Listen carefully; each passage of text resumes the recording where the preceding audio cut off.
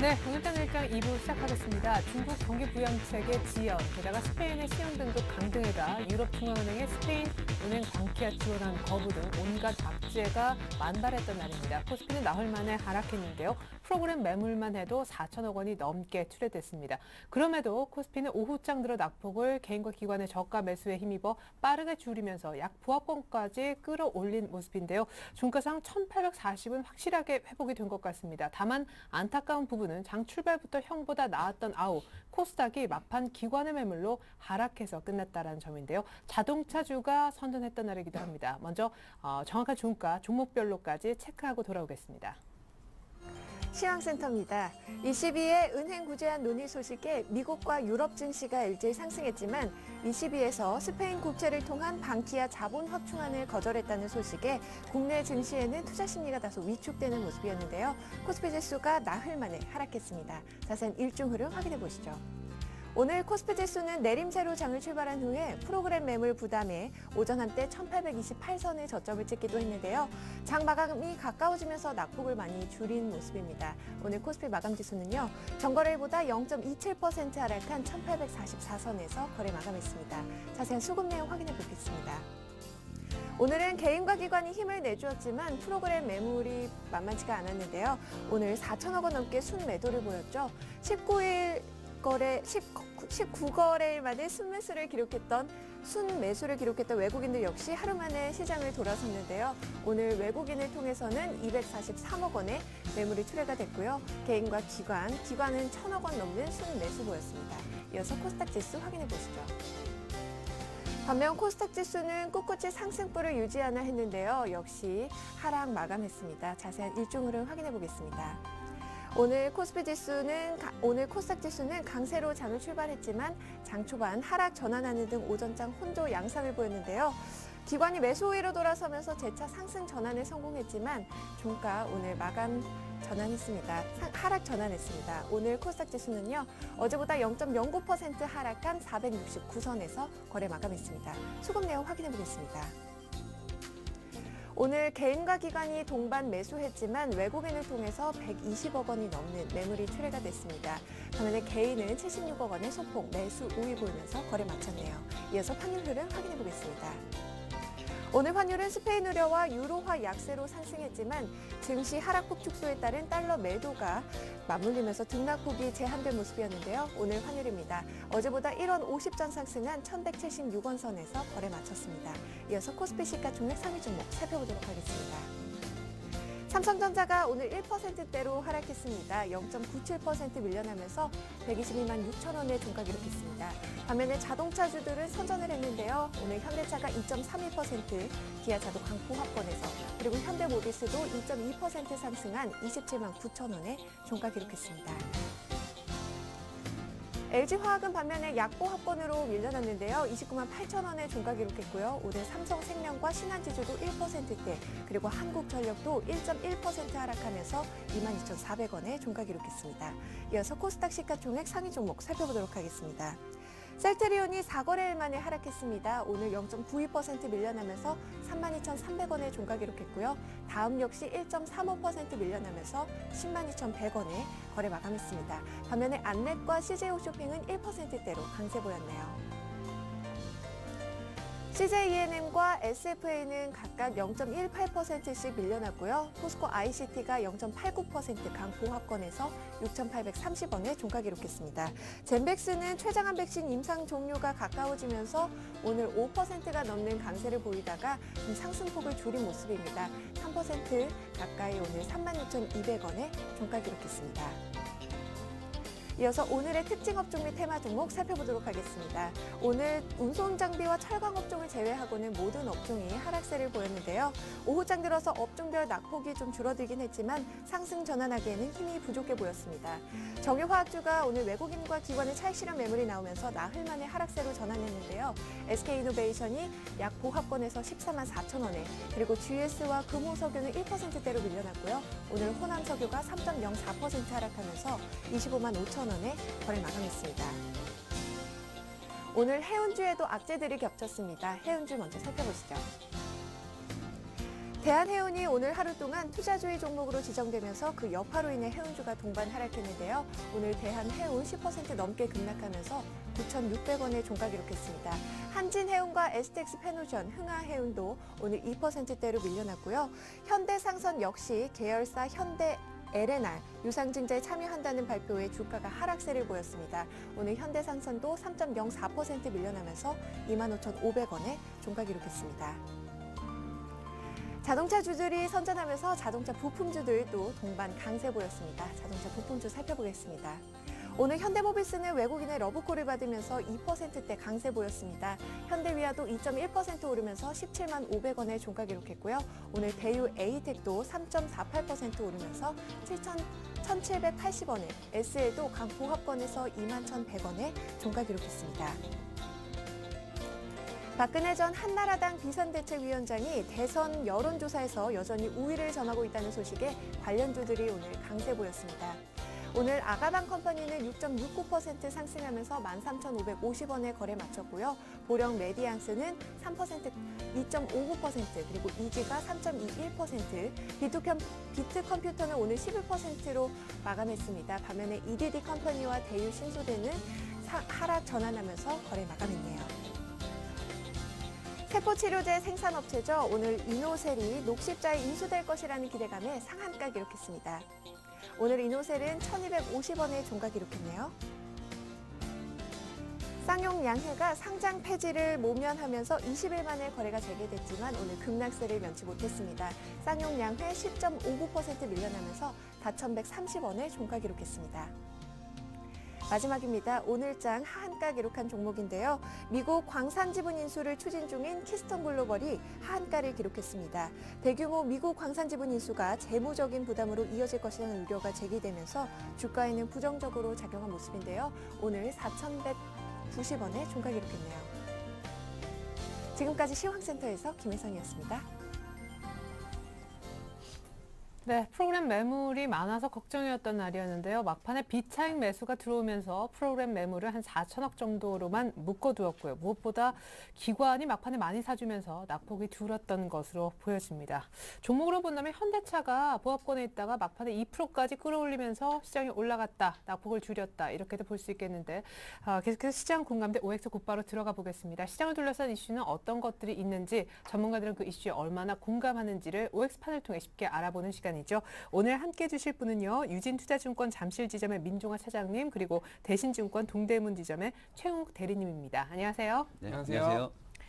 자, 유럽 얘기로 시끌시끌한데 시장 이슈부터 먼저 살펴보고 올까요? 네, 중국의 자동차 보조금 시행, 국내 업체엔 모멘텀 될 수 있나? 두 번째, 미국의 주택지표는 개선되고 있는데 국내 건설주 매수 타이밍이 온 건가?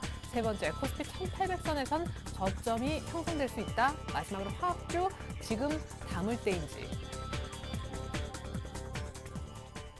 네, 먼저 중국 부양책의 보다 세부적인 내용 갖고 국내 섹터에 또한 모멘텀이 될 수 있는지 알아보도록 하겠습니다. 제가 이슈 읽으면 OX판으로 의견 보여주세요.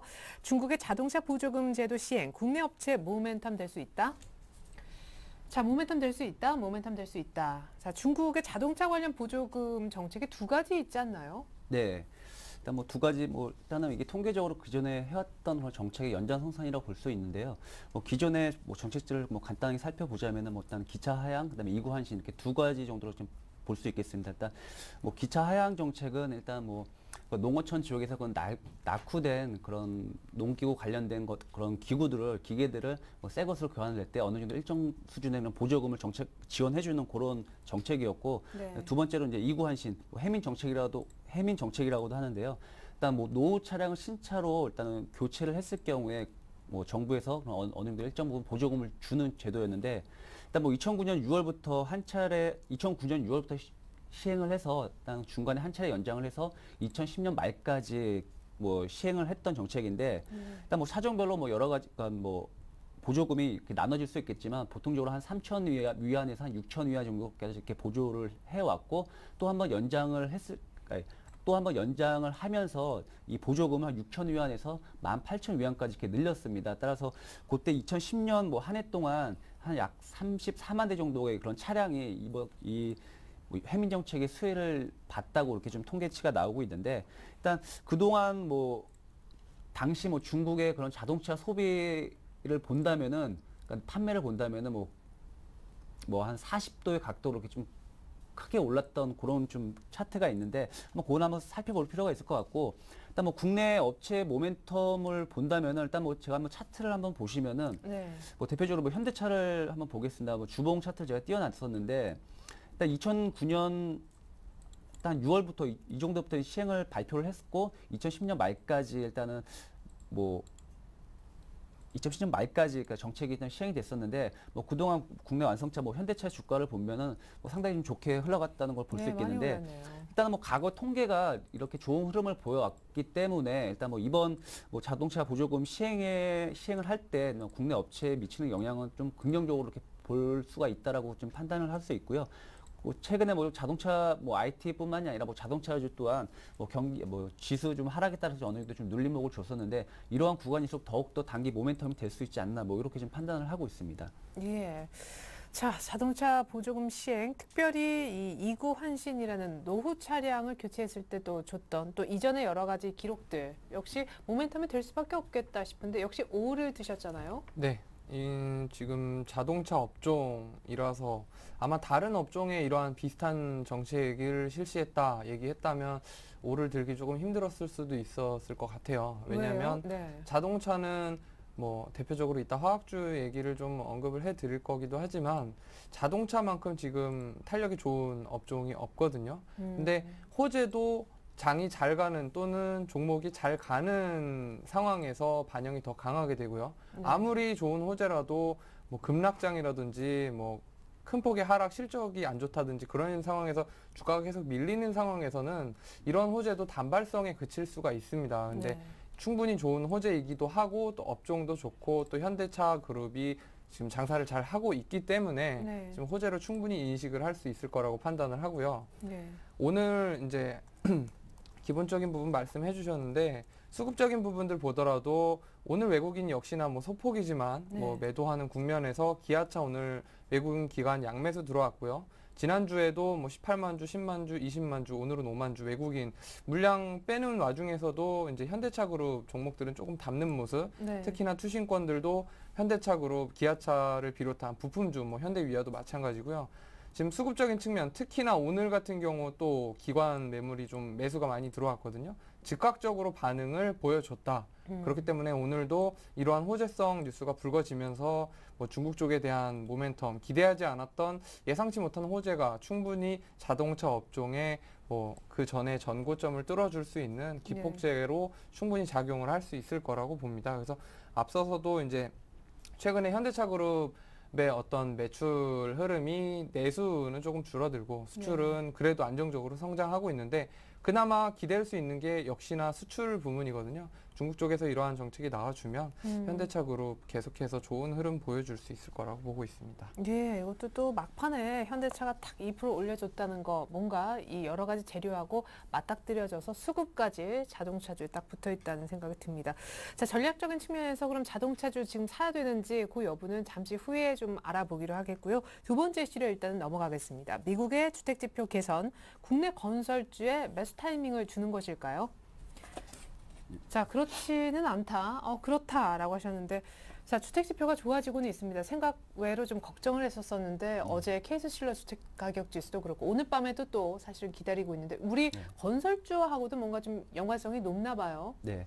일단 뭐 미국 주택 지표하고 또 국내 뭐 건설 뭐 분양 시장 동향을 본다면은 이거는 일단 건설주를 좀 이렇게 빗대어서 살펴보자면은 일단 이쪽은 약간 투자 심리 측면에서는 좀 어느 정도 좀 긍정적인 영향을 끼치고 있다라고 이렇게 좀 표현할 수 있겠고, 뭐 저는 뭐 이런 미국 주택 지표 개선보다는 최근에 뭐 중동 쪽에 이런 정유 관련 프렌트 수주가 계속되고 있는데 저는 이 점을 좀 주목해서 볼 필요가 있지 않나라고 좀 말씀드리겠는 게 최근에 뭐 중동 쪽에서 그런 정유 관련 프렌트 발주가 계속 증가를 하고 있는데 왜 이렇게 최근에 뭐 원유 유가도 크게 좀 하락을 하고 있는 상황에서 네. 이렇게 보면 플랜트 관련 수주가 계속되고 있나라고 이렇게 좀 분석을 좀 해봤는데 첫째로는 일단 뭐 그런 분석이 있습니다. 최근에 뭐 중동 쪽에서도 일단 뭐 최근에 유가가 많이 하락은 했지만은 한 연평균 한 5% 초반대 그런 원유 그러니까 원유 수요가 계속 늘어나고 있습니다. 따라서 뭐 이렇게 관련돼서 볼 때 뭐 중동 쪽에서도 계속해서 그런 플랜트 발주를 계속 할 수밖에 없다라고 뭐 그런 마진은 낮아도 많이 팔아야 되니까. 예. 뭐 두 번째 이유는 최근에도 뭐 전 세계적으로 일단 뭐 전력량은 계속해서 전력 소비는 계속해서 증가하고 있는 상황에서 최근에 뭐 그런 뭐 전력 소비량이 급증하면서 최근에 뭐 에탄가스도 그렇고 뭐 여러 가지 뭐 대체 에너지 관련된 그런 자원이 상당히 좀 부족하기 때문에 앞으로도 이 원유 쪽의 그런 의존도는 계속해서 당분간은 이어질 것이다라고 좀 판단을 하고 있기 때문에 계속해서 뭐 이런 플랜트 발주가 계속되고 있고 뭐 마지막으로는 뭐 포스트 오일 시대를 대비해서 여러 가지 뭐 산업 다각화 그다음에 뭐 일자리 창출 일자리 창출이 좀 큰 부분일 수가 있겠는데 뭐 중동 쪽에서도 여러 가지 뭐 정책 관련해서도 뭐 불만 상들이 좀 많이 일어나고 있는 상황에서 가장 뭐 정부 측에서 가장 뭐 어떻게 보면은 뭐 국민들한테 가장 어필할 수 있는 부분이 일자리 창출이기 때문에 그런 부분에 있어서도 뭐 플랜트 발주는 계속 이어질 수밖에 없다라고 이렇게 좀 보여지고 있고요. 뭐 이와 관련돼서는 당연히 국내 뭐 대형 건설사들이 가장 입는 그 수혜가 가장 클 것으로 보고 있기 때문에 일단 뭐 미국 주택 지표 개선 딱 요 한 가지만으로 판단할 수 없지만은 그 주변에 뭐 이런 중동 쪽 플랜트 발주 계속되고 있고 뭐 국내 경기 또한 뭐 어느 정도 좀 바닥을 찍고 자칫 뭐 서서히 좀 고개를 들고 있는 시장이 분위기이기 때문에 뭐 건설사 쪽 지금 정도는 매수 타이밍이지 않을까라고 이렇게 좀 조심스럽게 판단하고 있습니다. 예.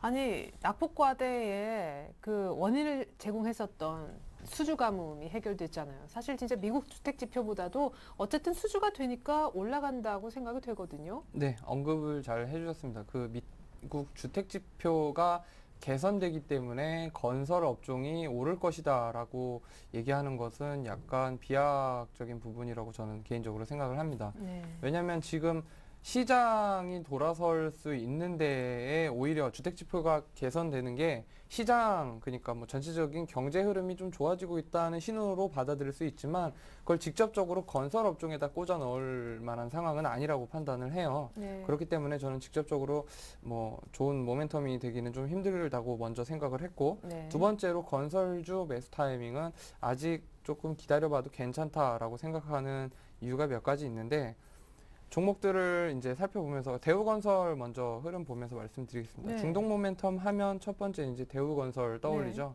근데 지금 과연 중동 모멘텀이 살아나고 있는가를 살펴봐야 되는데 주가에는 전혀 반영이 되어 있지 않습니다. 예. 지금 향후에도 반영이 될지 미지수고요. 주가 흐름 자체가, 추세 자체가 상승 국면이라고 보기 아주 어려운 상황입니다. 두 번째로 이제 GS건설 보시겠는데, GS건설 같은 경우도 2008년 이후에 지금 8만 원에서 한 13만 원 박스권을 형성하고 있다가 지금 8만 원 또 한번 다시 살짝 무너진 모습이고요. 현대건설도 마찬가지입니다. 뭐 신고점 트라이 계속 해주는 모습을 좀 보여줘야 되는, 당연히 장이 안 좋으니까. 네. 근데 여기다가 엉뚱하지만 현대차를 보여드리겠습니다. 네. 이런 이제 건설 업종만 놓고 이제 매수 타이밍이냐 아니냐 이렇게 좀 좁게 보시는 것보다는 전체 업종하고 비교를 했을 때 지금 건설 업종을 살 만한 메리트가 있느냐를 판단을 해보셔야 되는데, 저는 뭐 자동차 업종을 대표적으로 예를 들어서 말씀을 드리지만 뭐 자동차에 비해서 그다지 살 만한 메리트를 못 느끼기 때문에 건설 업종 굳이 지금 들어갈 필요 없다라고 먼저 말씀을 드리는 근데 거고요. 굳이 자동차하고 다른 점이 있다면 시장 대비 물론 같이 좀 빠지긴 했지만 네. 더 많이 빠져가지고 네. 싸잖아요. 낙폭 과대죠. 예. 그래서 낙폭 과대 관점에서 충분히 매수할 만한 종목들이 꽤 있습니다. 그런 종목 중에 제가 하나 추천드릴 만한 게 지금 차트 보여드리는데요. 한전 KPS입니다. 지금 최근에 주목을 많이 받고 있는데 뭐 전고점 7만 원대 근처에서 2010년 초에 찍고 지금 쭉 내려와서 기간 조정을 거의 한 1년 가까이 받았습니다. 1년 가까이 받았다가 최근에 이런 흐름인데요. 아주 바람직한 모습이죠. 네. 저점을 올려주면서 지금 4만 5천 원대 가격을 계속 뚫으려고 시도를 네. 하면서 지금 이격이 좁혀지고 있는 과정인데요. 이게 뭐 오른쪽으로 조금 더 늘려서 요 아랫라인으로 가게 되면 시간은 조금 더 걸릴 수 있지만 뭐 지금 상황에서는 저점 올려주고 뭐 고점 계속 트라이하는, 한 번쯤 매수해볼 만한, 거기다가 아까 말씀하셨던 중동 쪽 모멘텀 갖추고 있는 그러한 네. 종목이다. 그렇기 때문에 굳이 건설주 들어가실 거면 한전 KPS 추천드리겠습니다. 다른 낙폭과대지도 많이 있다. 낙폭과대 네. 메리트로 건설 살 바에는 차라리 자동차가 훨씬 더 좀 안정적으로 보인다는 의견도 들어봤습니다. 자, 세 번째 이슈로 넘어가겠습니다. 시장 얘기인데요. 코스피 1800 부근에서는 저점 만들어질 수 있다? 자, 굉장히 중요한 이슈입니다. 그러기가 좀 어렵겠다. 만들어질 수 있다. 이제 긍정적인 얘기신데. 자, 최용 대리님, 일단 외바닥이지만 그래도 조금 뭔가 믿음이 가는 건 누군가 사준다는 거거든요. 네. 빠지면은. 최근에 이제 1700대에서는 국내 기관 매수세가 굉장히 강하고요. 또 한 2000 가까이 되면 이제 뭐 그 밖에 여러 가지 차익 매도세가 굉장히 강해서 박스권이 좀 형성이 되고 있는데 지금 이 이슈, 네 가지 이슈 중에 가장 끝까지 고민을 했던 이슈입니다. 그만큼 판단하기가 굉장히 어려운데요. 네. 지금 상황이 저점이 될 수도 있겠다라는 생각은 드는데 아직 확신이 안 들어서 X를 그 들었습니다. 확신은 왜 안 드는 겁니까? 뭐 지금 때문에? 어제도 이제 오늘도 장이 밀린 이유도 마찬가지인데 유럽 문제가 뭐 좋아진 얘기가 좀 들려야 되는데 뭐 계속 안 좋은 얘기만 나오고 있고요. 또 그리스 뭐 여론조사 이제부터는 좀 보기 힘든데 여론조사로 확인할 수도 없고 참 답답한 상황이라서 뭐 그 전에 마지막으로 실시된 여론조사는 좀 긍정적으로 네. 나와서 그 부분 때문에 좀 기대를 걸고 있는데 그거 하나에 기대를 걸기에는 조금 뭔가 확신을 갖기에는 부족한 네. 시장 여건이 부족하다고 생각을 하고 있고요. 그리고 지금 LG그룹 뭐 하이닉스 이런 종목들 때문에 골치가 많이 아프실 텐데 저도 하이닉스 같은 경우는 꽤 들고 있거든요. 네. 근데 제가 들고 있는데도 이 종목 참 가기 힘들 것 같다라는 생각이 너무 많이 들어요. 근데 그렇기 때문에 주식시장 전반적으로 좋아 보이는 종목을 찾기가 너무 힘들기 때문에 네. 아직까지는 이제 좋은 종목들이 많이 보여야 되는데 그게 아니기 때문에 다른 분들도 비슷한 생각을 가지실 거란 말이죠. 네. 그렇기 때문에 저는 조금 더 기간 조정이 이어지지 않을까. 당분간은 최소한 횡보 국면은 조금 걸어줘야 네. 좀 근데 그 횡보를 1800을 안 깨면서 횡보할 수도 있는 거 아니에요? 그러면 좋겠죠. 그랬으면 좋겠는데 예. 한 50포인트 정도 낮춰서 한 1750 정도까지는 열어놔야 되지 않나 생각을 하는 게 지금 호재보다는 이 말씀을 좀 드리고 싶은 게 이제 네. 무거운 물건 이제 관성이라고 하죠. 한번 처음에 밀 때는 어려운데 한번 밀리면 멈추긴 정말 어렵거든요. 네. 아무리 하락으로 가는 데다가 뭐 부양이다 돈을 푼다 해도 이게 잘 안 멈춰져요. 네. 근데 마찬가지로 올라갈 때 경기가 막 좋아질 때는 이걸 막으려고 이자 올리고 뭐 금리 올리고 해도 계속 경기가 인플레이션으로 간단 말이죠. 네. 그러니까 제 말은 뭐냐면 이게 경기가 한번 돌아서서 위쪽으로 가기 시작하면 우리가 생각하는 것 이상으로 갈 수 있기 때문에 지금 보이는 짧은 먹거리 때문에 뭐 손실을 보지 마시고 이 큰 그림을 보고 들어가시는 게 좋지 않을까 근데 생각을 아직은 하고 좀 있습니다. 아닌 것 같은. 네. 예, 알겠습니다. 자, 관성을 조금 아래쪽으로 붙어 있다 이렇게 시장에서 느끼시는 것 같고요. 그래도 좀 긍정적인 얘기를 우리 민종환 사장님께 들어볼 수 있을까요? 네. 뭐 제가 참고로 뭐 지난주 나와서 일단 뭐 5월 달까지 일단 뭐 1900도 가능할 것을 본다라고 이렇게 좀 얘기를 했었는데 오늘 5월 30일인데. 네, 그 뭐 내 하루 남았는데 예. 일단은 저는 뭐 그때 그렇게 말했던 가장 큰 이유 중에 하나가 저는 그때 이후 특별 정상회담보다는 그 ECB에는 어느 정도 그런 액션이 나올 것으로 이렇게 좀 기대를 하고 그렇게 좀 얘기를 말씀드렸었는데 일단 저는 오늘 오전이었죠. 뭐 그 ECB에서 그 스페인 국채 매입을 하지 않겠다라고 이렇게 좀 네. 보도가 나왔는데 저는 좀 이해가 안 가는 내용인 것 같습니다. 왜냐하면 일단 지금 뭐 그리스 그렉시트라고 그런 우려감 때문에 지수가 이렇게 폭락을 했었는데 스페인까지 만에 하나 뭐 ECB에서 그런 어느 정도 그런 지원책이 나오지 않는다면은 정말로 큰일 나거든요. 유럽 쪽은. 네, 4위 국가잖아요. 네. 예. 어떻게 보면은 다 유럽 전체가 좀 망하는 길이라고 이렇게 좀 보고 있는데 당연히 스페인은 그냥 놔둘 수는 없는 그런 위치의 국가이기 때문에 어느 정도 지금 ECB에서는 추가적으로 좀 어느 정도 좀 지원책이 계속 나올 것으로 이렇게 보여지고 있고요. 오늘 그런 발언들은 어떻게 본다면은 그런 그 방키아 은행 자체가 일단은 뭐 기존에 3번씩이나 그런 구제금융을 국가에서 구제금을 했는데도 불구하고 또 최근에 더 요구를 했다는 것 자체가 일단 ECB에서도 앞으로 더 나올 수도 있다라는 그런 안 좋은 우려감이 판례를 남길까봐. 일단은 거기다 어떻게 보면 좀 경고성 발언이다라고 이렇게 좀 생각이 되고 뭐 좀 더 시간이 지난다면 그런 ECB에서 어느 정도 좀 액션이 나올 것으로 이렇게 보여지기 때문에 저는 뭐 개인적으로 뭐 1,800은 무너지지 않을 것으로 이렇게 보고 있고요. 일단 최근에 또 뭐 프로그램 쪽에서 이렇게 매물이 많이 나오기 때문에 그것도 어떻게 좀 발목을 잡지 않나라고 생각이 되는데 최근에 뭐 베이시스가 좀 상당히 좀 안 좋게 흘러가고 있기 때문에 추가적인 뭐 매물보다는 어느 정도 좀 안정화되는 단계로 접어들지 않을까 이렇게 좀 조심스럽게 좀 판단하고 있습니다. 네, 좋습니다. 이렇게 뭐 쌍바닥이 다음번에 혹시 만들어지더라도 전 저점은 안 깼으면 하는 것이 저의 또 바람이기도 합니다. 자, 마지막 이슈 한번 짚어볼게요. 아이고, 고생 많이 시키시는 그런 섹터인데 화학주 지금이 담을 때다. 자, 아직이 아니다. 아직, 지금 화학주 담을 때다. 예, 좋습니다. 최용 대리님. 네. 결국 자동차하고 한정 KPS 정도만 좋게 보시고 건설주도 아직 아니고 화학주도 아직 아니고 화학주는 왜 아직 아닙니까? 먼저 죄송합니다. 너무 장을 비관적으로 보고 있는데 좀 약간 무기력해지신 것 같아요. 요새 시장 흐름 아까도 이제 서두에 뭐 ECB 계속 나오는데 네. 예전에 유럽중앙은행이었는데 요새는 자꾸 요구로 들리고 뭐 ECB가 요구로. 장이 참 안 좋은데 이게 돌아섰으면 좋겠는데 화학주 지금 현 상황을 보면 낙폭이 굉장히 강했고요. 또 부양책, 중국의 부양책이 좀 부각이 되고 있죠. 네. 근데 그러한 것만으로는 한계가 아직은 조금 있다고 생각을 하고요. 중국 정부가 부양을 해도 이제는 인플레이션 때문에 선택적으로 부양을 하기 때문에 과거와 같은 어떤 굉장한 화학 수요를 기대하기도 어렵고요. 네. 또 경쟁자가 좀 생기고 있습니다.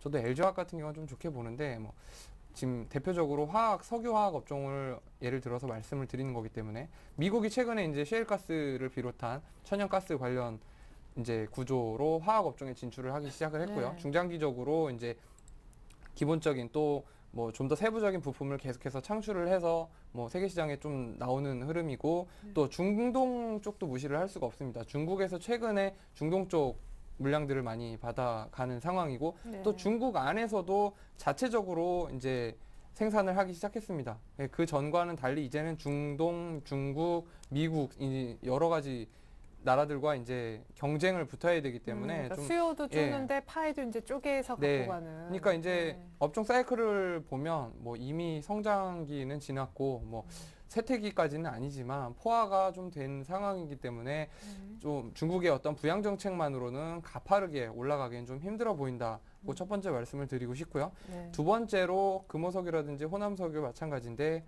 종목이 좀 밀리기 시작하면 이제 그 종목을 받아주는 세력이 있어야 되고 또 충분한 기간 조정을 거쳐야 되는데 아직까지 V자 반등을 기대하기에는 V자 반등 기대하려면 적어도 삼성전자만큼 세계 시장에서 1등하는 업종 그 스마트폰처럼 뭐 그런 캐시카우를 갖고 있던가 신성장 모멘텀을 갖고 있어야 되는데 지금 화학 업종에 그런 거 기대하기는 좀 어려운 상황이거든요. 그렇기 네. 때문에 V자 반등보다는 U자 반등을 기대해야 되기 때문에 좀 천천히 들어가셔도 되겠다.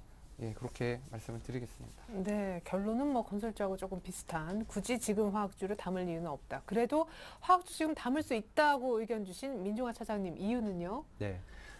저는 일단 중국 정책을 좀 들 수가 있겠는데 네. 작년 하반기부터 시작해서 지난 5월 18일 날 중국 지급 준비 인하를 세 차례 걸쳐서 단행을 했고 또 20일 날 그 원자바오 총리가 경기 부양 관련해서 발언을 했었고 또 최근에 TV, 자동차, 그런 구매 보조금 지급 등 여러 가지 지금 중국 정책 스탠스는 일단 그런 경기 부양 또는 투자 촉진 쪽으로 지금 계속 흘러가고 있습니다. 따라서 일단 기존의 화학주들이 일단 중국의 그런 수요 감소에 따른 투자 설비 위축 이런 이유로 해서 좀 실적이 좀 안 좋게 나왔던 건 사실이지만은 일단 지금 최근에 중국 정부가 일단은 그런 정책 스탠스를 일단 투자 촉진 쪽으로 이렇게 지금 바꿔왔기 때문에 어느 정도 그런 국내 그런 유가 관련된 국내 주식 국내 그런 업체들 또한 저는 기저 효과로 인해서 일단 2분기부터는 어느 정도 주가 반등은 이루어질 것으로 이렇게 좀 보고 있고요. 일단 지금 최근에 차트를 보신다면 특히 LG화학 같은 경우에는 좀 어느 정도 좀 바닥을 다지고 다시 좀 우상향 패턴을 좀 보이고 있는데 지수만 조금 안정이 된다면은 워낙 낙폭이 컸었고 1분기 실적이 워낙 안 좋았기 때문에 그런 기저 효과로 본다면은 2분기에는 어느 정도 좀 다른 업종보다는 좀 더 큰 상승을 보이지 않을까 이렇게 좀 판단을 하고 있습니다. 그럼 2분기 실적이 역시 좀 평균치를 깎아먹는 요 화학과 에너지 소재 네. 이쪽이 2분기 실적 나오면 정말 그때를 저점으로 턴을 할 수 있다고 보시는 거예요? 네. 근데 주가는 그 전에 좀 미리 움직이는 경향이 크기 때문에 저는 지금 정도 좀 들어가시는 게 네. 좋다고 생각을 하고 있습니다. 예, 자 좋습니다. 자 화학주 갖고 계신 분들한테 조금 위안이 되는 얘기이기도 했었던 것 같아요. 이렇게 해서 두 분 전문가와 함께 현 시장 공감대 알아봤습니다.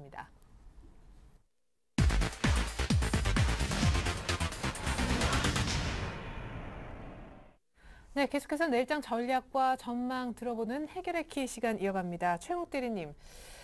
외국인들이 어제 하루 사서 조금 좋아했는데 곧바로 팔고 선물도 또 많이 팔았습니다. 이제 잘 모르지만 이 프로그램 쪽도 좀 같이 봐야 될 때가 아닌가 싶어요. 수급이 제일 좀 신경이 쓰입니다. 지난 이번 달이죠. 5월 한 달 동안 외국인들이 거의 날짜 영업일수로 지금 뭐한 3분의 2 이상 계속 파는 모습만 보여줬거든요. 어제 빼고 다. 네. 예. 계속 팔았습니다.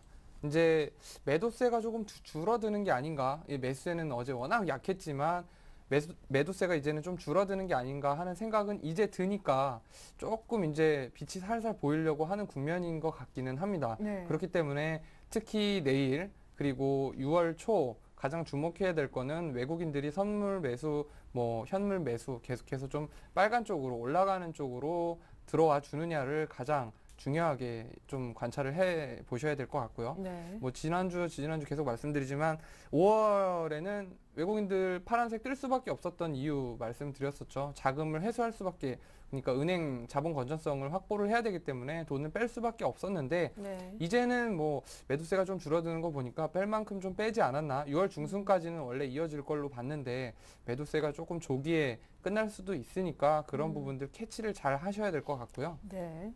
지금 장이 이렇게 뭐 좋지는 않지만 그래도 살만한 종목은 있습니다. 건들기가 워낙 시장이 좀 어렵기는 하지만 지금 오늘 이번 주 제가 추천드릴 만한 거는 이제 중간 배당이 예상되는 종목들에 좀 주목을 해보자라는 이슈인데요. 네. 6월 동안 이제 최근 5년 동안 6월에 배당을 실시했던 12월 결산법인들은 6월이죠. 6월에 코스피 대비 언더퍼폼을 한, 그러니까 코스피보다 못한 종목들이 단 한 종목도 없었습니다. 예. 그러니까 이제 평균적으로 봤을 때 이런 종목들은 뭐 들어가면 손실은 안 본다. 그러니까 코스피 대비해서 네. 뭐 잘못 샀다고 욕먹지는 않을 만한 종목들 쭉 뽑아봤는데 그 중에서도 좀 관심 있게 좀 뽑아야겠죠. 한 시가총액 1,000억 이상으로 17종목이 나왔는데 그 중에서도 이제 저평가 종목, 좀 PBR도 낮고 한 걸로 좀 겹치는 종목이 딱 하나 있었는데 그게 바로 포스코였거든요. 지금 포스코 차트 보면서 좀 말씀을 드리겠습니다. 지금 중국 모멘텀이 워낙 죽어 있는 상황이라서 종목이 지금 작년 2년이죠. 거의 2010년 1월에 고점 찍고 계속 흘러내리는 모습 보여줬는데 35만 원에서는 그래도 저점을 어느 정도 형성해주는 분위기가 나오고 있거든요. 지금 2차적으로는 당연히 30만 원까지 열어줘야 되지만 지금 외국인 매도세가 줄어들고 특히나 6월 달에 코스피 대비 아웃퍼폼하는 이 배당주의 매력을 갖고 있기 때문에 35만 원 초반, 36만 원 밑에서는 뭐 매수해보셔도 괜찮을 만하지 않을까 해서 종목까지 추천을 드리겠습니다. 네, 호재가 없기 때문에 중간 배당을 조금 노려보면서 특별히 포스코라는 종목도 한번 이 정도 가격대에서는 매수해도 좋겠다. 종목까지 전략을 세워주셨습니다. 민효 사장님께도 제가 여쭤보고 싶은 거는 시장도 시장인데요. 일단 뭐 5월 1,900은 일단 내일 하루밖에 안 남았으니까 관심 가질 만한 종목이나 섹터 얘기를 좀 해주셨으면 해요. 네. 뭐 지금과 같은 아직까지 뭐 불확실성 이런 장에서는 일단은 뭐 저는 뭐 투자자분들한테 뭐 밥의 전략을 제시를 해드리는데 뭐 그전에 낙폭이 컸던 종목을 좀 담을 수도 있고 또 기존에 셌던 종목을 더 들어갈 수도 있고 뭐 그런 그런 전략을 좀 두 가지 같이 좀 들어가시는 게 좋을 것 같고요. 네. 업종으로 말씀을 드린다면 저는 뭐 좀 센 업종을 일단 뭐 자동차 업종을 좀 들 수 있겠고 저는 기아차를 상당히 좀 좋게 보고 있는데 뭐 그 이유 그러니까 뭐 자동차들이 좋은 거는 자동차를 많이 팔기 때문에 좋은 거 아니겠습니까? 네. 그러면은 뭐 기아차 같은 경우를 본다면은 일단 그런 자동차 업체는 뭐 재고 순환주기라는 게 있습니다. 그러니까 자동차를 만들어서 창고에 보관을 했다가 그것이 언제 출하가 되느냐 그런 주기를 말하는데 기아차 같은 경우에는 거의 한 1년 반 정도가 이렇게 재고 순환 주기가 나옵니다. 하지만은 뭐 글로벌 업체들의 평균 주기가 한 2.5년 정도가 나오는데 그에 비해서 상당히 좀 재고가 빨리빨리 나간다라고 이렇게 말씀드리니까 이걸 그렇게 말씀드리는 이유는 그만큼 기아차 같은 경우에는 워낙 반응이 좋다는 얘기겠죠. 만들자마자 빨리빨리 이렇게 출하가 된다는 얘기이기 때문에 일단 뭐 기아차는 상당히 좋게 보고 있고 또 한 가지 좀 업종은 아까도 말씀드렸다시피 뭐 좀 건설주 좀 많이 관심 있게 보고 있습니다. 워낙 뭐 낙폭도 컸고 그다음에 반응이 좀 상당히 좀 미진했기 때문에 뭐 중국 관련 모멘텀 4월 이후에 전 세계 증시에서 플러스권을 유지한 증시는 중국 상위 지수밖에 없습니다. 또 최근에 뭐 워낙 혼자 따로 놀잖아요. 네, 예. 뭐 경기 부양 발언도 계속 나오고 있기 때문에 그 관련돼서 중국 관련돼서 뭐 이런 뭐 건설주 또한 낙폭과대주로 좀 접근하시는 것도 좀 좋지 않을까 이렇게 좀 판단하고 있습니다. 네, 역시 아까 얘기를 좀 해주셨지만 볼만한 섹터는 자동차와 건설이라고 얘기를 들어봤습니다. 여의도 쪽 생각은 어떨지요? 오늘은 NH투자증권으로 갑니다. 김중원 연구위원님 불러볼까요? 안녕하세요. 네, 안녕하세요. 네, 스페인이 어쩌려고 이러는지 모르겠습니다. 유럽 중앙은행이 안 도와준다고 하는데 중국 경기 부양책도 늦어질 수 있다는 오늘 겹악재. 코스피는 그래도 약보합 선전을 하지 않았나 싶습니다. 간단하게 오늘장 정리부터 부탁드리죠. 네, 하신 것 같이 스페인 방키아 우려와 중국 경기 부양 관련 기대감 축소로 오전 한때 1% 가까이 하락했던 코스피가 오후 들어 기관의 매수가 꾸준히 유입되면서 낙폭을 축소하면서 마감했는데요. 국내 증시에선 외국인이 아직까지 매도를 기록하지만 그래도 규모가 이전 대비는 완화된 점, 그리고 기금과 투신 등 국내 자금이 꾸준히 유입되고 있어서 코스피의 변동성은 이전 대비 한층 좀 완화된 모습을 보이고 있습니다. 그래서 금일 업종별로 보면 철강과 운송 장비가 상대적으로 좀 강세를 기록했고, 반면 이제 석유무역이나 비금속, 전기전자 업종 같은 경우에 상대적으로 좀 약세를 기록했습니다. 유로존 경제 4위국 스페인 걱정도 걱정이지만 또 한시도 관심의 끈을 놓을 수 없는 것이 그리스입니다. 다음 달 이제 한 중순쯤 2차 총선이 예정이 돼 있는데 이 그리스의 재총선을 전후로 해서 전략이 좀 바뀌어야 된다면서요. 네, 뭐 그렇게 봐야 될 것 같습니다. 아직까지는 그리스 관련 불확실성이 상존하고 있기 때문에 네. 지수가 추가적으로 상승하더라도 어느 정도 제한될 걸로 보이고요. 그렇게 보는 관점 중에 하나가 이제 증시가 갭으로 크게 하락했던 시점이 이제 1880인 점을 고려할 때 추가적으로 그 이상의 그리스 불확실성이 해소되기 전까지 상승은 좀 힘들지 않을까로 보이고 있습니다. 이제 반면에 보면은 코스피 PBR이 1배 수준에 접근한 1750선 정도에는 그래도 그 하방 경직성이 높다는 점, 그런 점을 고려한다면 그리스 총선 결과에 따라 그리스 해법이 도출되기 전까지는 대략적으로 한 1750에서 1880 정도의 박스권을 좀 유지할 가능성이 높고요. 그러면 이제 뭐 그에 따른 전략이 1880에 근접할 경우에는 매도, 1750, 1800 이하 1750에 근접할 때는 매수하는 전략이 단기적으로는 좀 맞을 것 같습니다. 하지만 이제 그리스 총선 이후에 좀 불확실성이 해소되고 나면 증시가 좀 반등할 수 있고, 그럴 구간에서는 보통 납폭과대주가 상대적으로 좀 높은 수익률을 기록한다는 관점에서는 4월 중순 이후 그 이후에는 좀 납폭과대주에 관심을 갖는 것이 좋을 것 같은데요. 이 시간 통해서 계속해서 말씀드리지만 올해가 중국 정권 교체 시기인 점을 고려할 때 하반기에도 뚜렷하게 중국 관련 경기 모멘텀이 부각되긴 쉽지 않을 걸로 보이고요. 다만 이제 중국 인프라 관련 소재나 산업재 같은 경우에는 모멘텀이 좀 높지 않은 만큼 상대적으로 좀 양호한 수익률을 기록하기는 힘들 텐데, 반면 중국 내수 부양에 초점을 맞춘 홈쇼핑, 의류, 음식료 등 소비재 업종 같은 경우에 좀 상대적으로 좀 유리할 걸로 보입니다. 그렇게 본다면 이제 전반적으로 그 그리스 불확실성이 해소되기 이전까지는 모바일 게임, 미디어, 카지노 등 어떻게 보면 좀 환율이나 그 경기 변화에 좀 둔감한 업종이 상대적으로 좀 높은 수익률을 기록할 가능성이 높고, 다만 이제 6월 후반 그리스 불확실성이 해소되고 이후에 증시가 반등을 할 경우에는 이제 4월 중순 이후 낙폭이 가대했던 업종 중심으로 좀 접근하는 것이 바람직해 보입니다. 예, 그리스 총선 전후 전략 들어봤는데 이전에는 조금 박스권으로 보고 베타가 네네. 낮은 방어주 쪽으로 피신해 있자. 이후에는 낙폭과대주 결과 보고 사도 좋겠다 하셨는데 그리스 총선 이후에 낙폭과대주에는 이 소재 화학이 들어갑니까? 네, 소재 화학도 들어갑니다. 그래서 사실은 이제 그런 부분은 이제 트레이딩적으로 좀 접근할 필요가 있습니다. 예, 잘 들어봤습니다. 그리스 총선 전후로 해서 좀 전략을 섹터까지 아주 면밀하게 세워주셨습니다. 지금까지 도움 말씀에 NH투자증권 김중원 연구위원이었습니다. 감사합니다. 네, 감사합니다.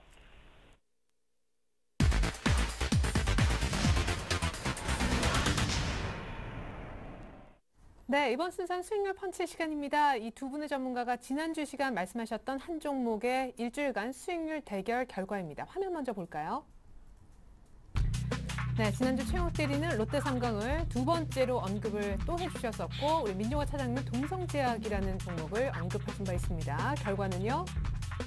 네, 동성제약의 수익이 훨씬 더 많이 났군요. 일단 민용화 차장님 축하드리겠습니다. 시장이 좀 어려웠던 한 주였었는데 동성제약으로 수익을 보셨습니다. 사실은 121선 정도에서 정확한 반등, 어제는 급등했었어요. 네. 일단 예측이 어느 정도 좀 맞아 들어가서 좀 기분이 좋았고요. 네. 일단 오늘은 조금 밀리긴 했지만은 아직까지 121선 반등은 계속 좀 지속될 것으로 보여지고 있고요. 워낙 실적이 그러니까 좋아지고 있는 상황이기 때문에 앞으로 2분기 실적까지 뭐 감안을 한다면은 뭐 지금 자리에서도 여전히 뭐 매수 관점 보시는 게 좋을 것 같습니다. 네, 좋습니다. 롯데 동성제약 일단 목표가는 저희가 이렇게 화면에 나가는 대로 제시를 한번 받아보았습니다. 이번엔 롯데 삼강 AS를 역시 들어봐야 될 텐데 최영 대리님, 일주일 전에 큰 수익을 보고 신고가도 이제 수익으로 다 누리지 않았습니까? 그래서 한 번 더 얘기를 하셨는데 그래서 좀 강하긴 했지만 이기시지 못해서 개인적으로 조금 안타깝네요. 네, 음식료주 지난 한 주간 전반적으로 조금 약세를 보였던 것 같은데요. 네. 저도 좀 아쉽습니다. 하지만 롯데 삼강 같은 경우 오늘 또 들고 올라다가 참았습니다. 예, 뭐 이 종목 가지고 뭐 안 좋게 표현하면 울거먹는다고 얘기해도 될 정도로 네. 모멘텀이 살아있고 추세가 굉장히 강하기 때문에 지금 이제 투자자분들을 조금 인식을 하셨을 거라고 생각을 합니다. 그래서 앞으로도 이런 종목 50만 원도 넘고 뭐 계속 올랐고 비싸니까 그래서 그냥 저 구석으로 몰아넣지 마시고 네. 조금씩이라도 포트에 아. 담아보시면 좋을 것 같고요. 그걸로도 저는 만족을 하겠습니다. 네, 지금도 안 늦었습니까? 네, 예, 그럼요. 좋습니다. 목표가 55만 원 얘기를 하셨었는데 5년 이상의 강한 추세적인 종목입니다. 사놓고 기다리면 가격이 올라간다는 얘기죠. 롯데 삼각 지금도 매수할 수 있다는 AS까지 들어봤습니다. 자, 그렇다면 두 분의 오늘 종목은 어떤 걸까요? 네, 민종아 차장님은요, 오늘 동성제약에 이어서 참 엔지니어링이라는 IT 부품주를 들고 나오셨고요. 최영욱 대리님은 롯데 삼강을 또 갖고 오려고 하다가 네오이즈 인터넷이라는 종목을 들고 오신 모양입니다. 자, 민종아 차장님 자동차하고 건설 얘기하셔서 내심 기대했는데 참 엔지니어링, 참 의외입니다. 네. 일단 뭐 지금 아직까지 뭐 장이 뭐 급격히 뭐 V자 반등이 나올 것은 이렇게 보이지 않기 때문에 일단 뭐 좀 개별주 위주로 좀 접근을 하려고 하고 또 있습니다. 일주일간 대결이니까. 네. 예. 일단 뭐 참 엔지니어링은 뭐 들어보셨던 뭐 투자자분들은 많겠지만은 일단 뭐 가격 대비 상당히 지금 많이 그러니까 소외되고 있는 주식 가운데 좀 하나인데요. 일단 뭐 디스플레이와 반도체 장비 제조 업체입니다. 뭐 LCD 관련돼서도 그다음 최근에 새로운 먹을거리로 OLED 쪽에도 집중적으로 투자를 해서 올해부터 그런 매출이 가시화되고 있는 상황입니다. 따라서 뭐 실질적인 측면을 본다면 일단 뭐 지난해 영업이익은 뭐 40% 정도 늘어난 256억을 좀 기록을 했고 뭐 단기 순이익도 뭐 32% 정도 늘어난 156억을 이렇게 보였습니다. 따라서 일단 뭐 최근에 뭐 실적은 뭐 점진적으로 늘어나고 있다라고 이렇게 좀 보시면 될 것 같고요. 근데 무엇보다 이 종목이 좀 모멘텀이 될 만한 거는 최근에 뭐 삼성이 이달 16일 날 중국의 8세대 LCD 공장을 착공을 했습니다. 따라서 이런 착공과 더불어서 일단 올해 말 또는 내년 초까지 그런 관련된 장비 수주가 어느 정도 예상이 되고 있기 때문에 이 삼성 관련해서는 이 참 엔지니어링이 어떻게 보면 좀 뭐 2차 벤더로서의 가장 큰 수혜를 볼 것으로 이렇게 좀 보고 있고요.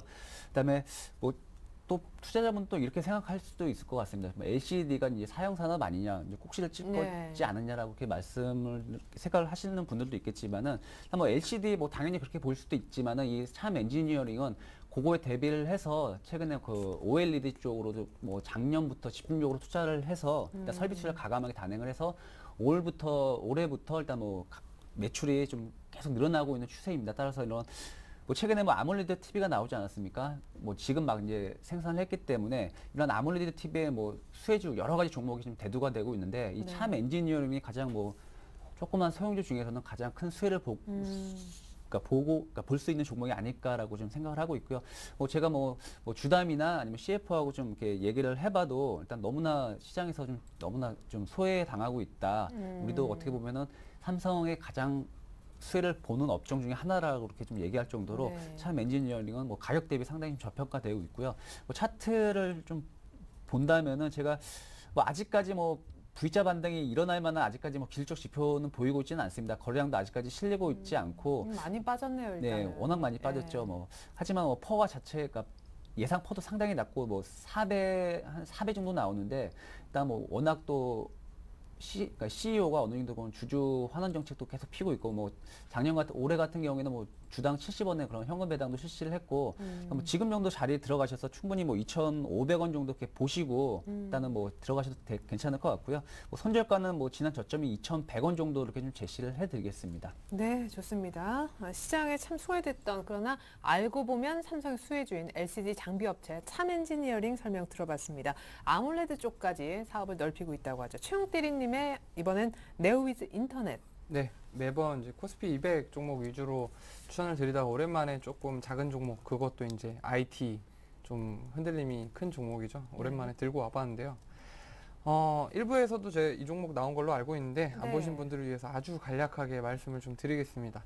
첫 번째로 런던 올림픽 이제 좀 있으면 열리죠. 날씨도 네. 점점 더워지는데 2008년 베이징 올림픽 이후 4년 만에 열리는 글로벌 축제입니다. 지금 이 축제의 대표적인 수혜주로 언급을 할 수가 있고요. 왜냐하면 이제 독점 마케팅 관련 이제 게임 라이센스를 따냈거든요. 그렇기 때문에 이 런던 올림픽 2012 런던 올림픽이라는 제목을 걸고 게임을 만들 수가 있는 겁니다. 네. 그렇기 때문에 독점적으로 지금 시장에서 특히나 모바일 게임에서 매출이 많이 발생을 할 걸로 보이고 있고, 덧붙여서 말씀을 드리면 2008년에는 이제 지오 인터랙티브라는 회사가 이 독점권을 따내서 30억의 매출을 일으켰는데, 올해에는 시장이 4년 뒤 이제 스마트폰 보급률도 12.3%에서 39%대 뭐 4배에 가까운 시장 성장률을 보여줬기 때문에 뭐 매출액이 정확히 4배라고 말할 수는 없지만 4배 이상도 기대할 수 있습니다. 그렇기 때문에 수혜주로 언급을 드리고요.